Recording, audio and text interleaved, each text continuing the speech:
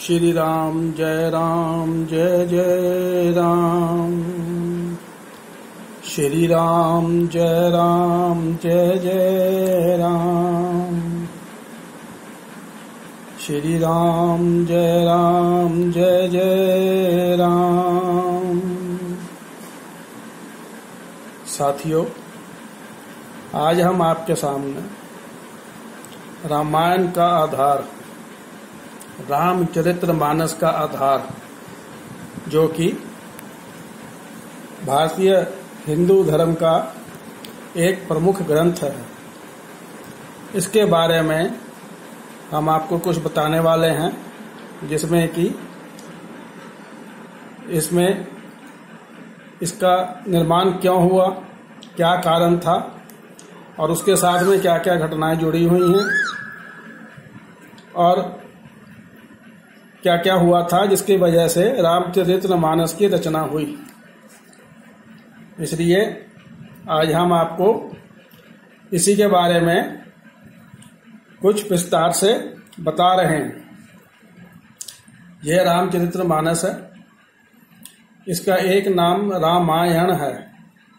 रामचरितमानस, श्री राम का चरित्र मानस के अंदर, मनुष्य के अंदर, और रामायण राम का घर। परमात्मा कहाँ बसते हैं? मनुष्य के अंदर।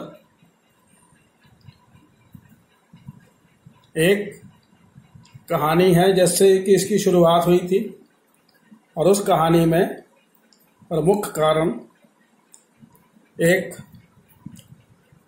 जो चरित्र था वो था रत्नाकर।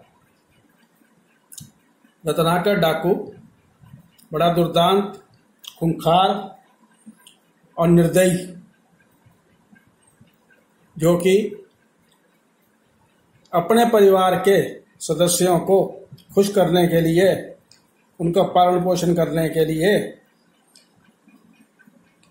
डाकू बना, और 40-50 आदमियों का उसका परिवार, उसके वो पालन पोषण करता था। जो भी मिलता निर्दयता से कत्ल कर देता, जान से मार देता। यही उसकी एक नियति थी और यही उसका एक हिसाब किताब था। जब ईश्वर ने उसके ऊपर कृपा की, ईश्वर सब पे कृपा करते हैं, जब ईश्वर ने कृपा की तो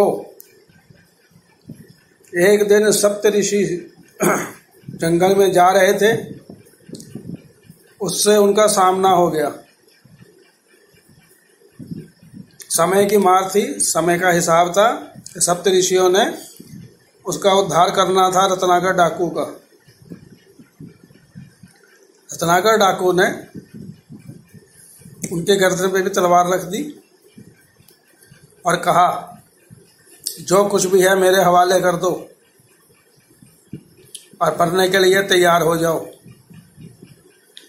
सप्तऋषि बड़ी शांति पूर्वक बोले कि हमारे पास तो ये एक माला है और एक ये चिप्पी है,